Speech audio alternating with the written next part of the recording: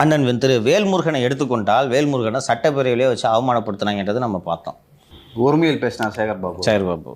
அது சிஎம் வேடிக்கை பார்த்துட்டு சிஎம் தான் நடவடிக்கை எடுக்கின்றார். அவர் குமுறலில் இருக்கார்.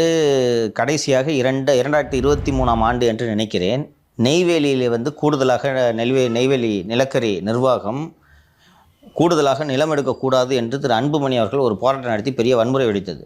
ஆமாம். அது அப்போது அந்த போராட்டம் கைமீறி போவதிலிருந்து தவிர்ப்பதற்கு இவர்களுக்கு வேல்முருகன் தான் பயன்பட்டார்ன்றதை நம்ம மறுக்கக்கூடாது. வேல்முருகன் எனக்கு 20 தொகுதி கொடுங்கலாம் கேட்கல, 2 தொகுதி கொடுங்க, எனக்குன்னு சின்னத்தில் கொடுங்கன்னு கேட்குறாரு. அதை குத்தா என்ன வானம் இஞ்சி உழுந்துருமா?